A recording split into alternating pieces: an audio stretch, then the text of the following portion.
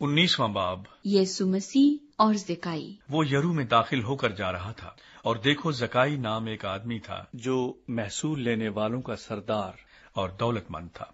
वो यीशु को देखने की कोशिश करता था कि कौन सा है, लेकिन भीड़ के सबब से देख न सकता था, इसलिए कि उसका कद छोटा था। बस उसे देखने के लिए आगे दौड़कर एक गूलर के पेड़ पर चढ़ गया, क्योंकि वो उसी राह से जाने को था।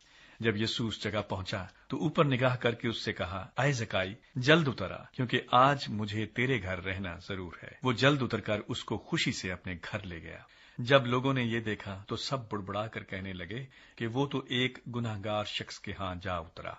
और ज़काई ने खड़े होकर खुदावंद से कहा, अय खुदावंद, देख मैं अपना आधा माल गरीबों को देता हूं, और अगर किसी का कुछ नाहक ले लिया है तो उसको चौगुना अदा करता हूं। यीशु ने उससे कहा, आज इस घर में नजात आई है, इसलिए कि ये भी अब्राहम का बेटा है, क्योंकि इब्ने आदम खोए हुओं को ढूंढने और नजात देने आया है। अशरफियों की तमसील।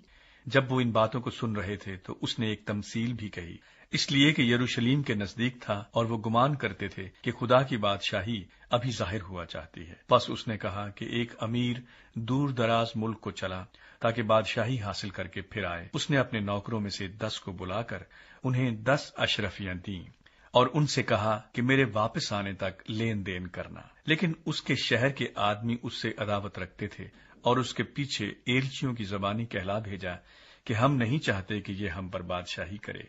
जब वो बादशाही हासिल करके फिर आया तो ऐसा हुआ कि उन नौकरों को बुला भेजा जिनको रुपया दिया था, ताकि मालूम करे कि उन्होंने लेन देन से क्या क्या कमाया। पहले ने हाजिर होकर कहा, अय खुदावन, तेरी अशरफी से 10 अशरफियां पैदा हुई।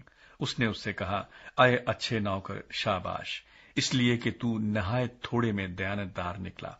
अब तू 10 शहरों पर इख्तियार रख। दूसरे ने आकर कहा, अय खुदावन, तेरी अशरफी से 5 अशरफियां पैदा हुई।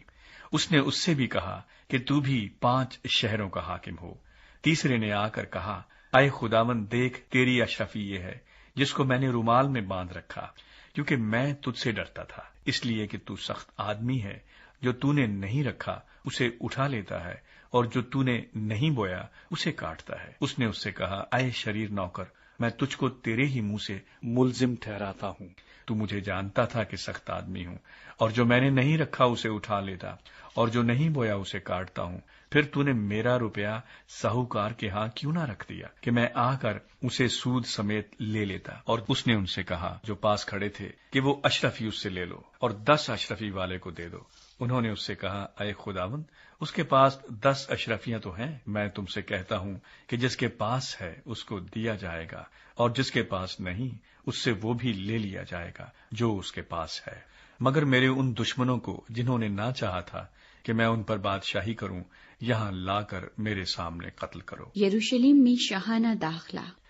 ये बातें कहकर वो यरूशलेम की तरफ उनके आगे आगे चला। जब वो उस पहाड़ पर जो जैतून का कहलाता है, बैत फिगे और बैत अनिया के नजदीक पहुंचा, तो ऐसा हुआ कि उसने शागिर्दों में से 2 को ये कहकर भेजा कि सामने के गांव में जाओ, और उसमें दाखिल होते ही एक गधी का बच्चा बंधा हुआ मिलेगा जिस पर कभी कोई आदमी सवार नहीं हुआ, उसे खोल लाओ।